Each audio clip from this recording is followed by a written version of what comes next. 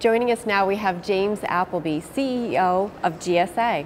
Hi James, thanks for joining us this morning. Thank you, Emily, my pleasure. So James, why is it important to reframe the outlook on aging? Reframing aging is extraordinarily important, especially as the population ages. We're in the midst of a demographic transformation in the United States in which the age structure of the population is going to permanently shift older.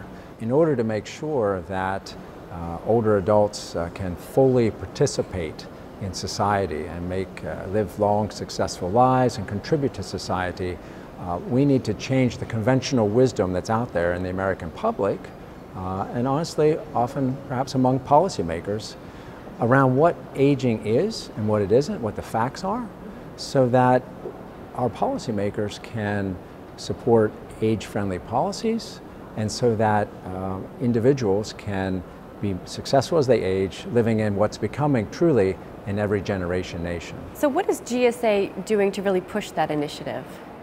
The Reframing Aging Initiative, which started, almost 48 months ago when we initially began mapping it out, is a project brainchild of 8 different organizations in the aging field. GSA is one of those 8 organizations that came up with this idea. We were delighted that so many organizations, philanthropic organizations, saw the value and actually provided grant funding to make the Reframing Aging project happen.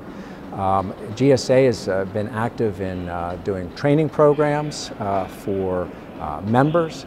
We've done training programs for the Leadership Council of Aging organizations. We've adjusted our call for abstracts information for the annual scientific meeting to include some of the key themes that come out of the Reframing Aging work. And now we're working even to look at our instructions for journal authors regarding how some of these issues should be incorporated into their scientific submissions to our journals. And what does the future look like for the society, and how will this benefit its members both domestically and internationally? Well, the Reframing Aging project is uniquely focused on the U.S. marketplace. While I suspect that many of the themes that and research insights that have been derived from this can apply internationally, it's primarily done through a U.S. lens, and that's where the research was done.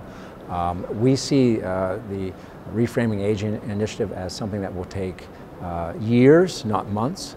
But that ultimately, if we can begin to change how people talk about aging, it will begin to change how they think about aging, it will change the entire discourse, and ultimately lead to changes in behavior and changes in decisions being made by policymakers, as well as changes in how the American public in general and at large views aging and views the value that older adults have as they age into older adulthood.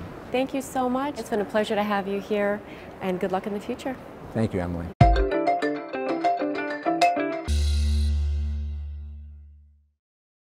GSA Spotlight TV is brought to you from the GSA Annual Scientific Meeting, where every year professionals from all over the world converge to share all the latest in gerontology.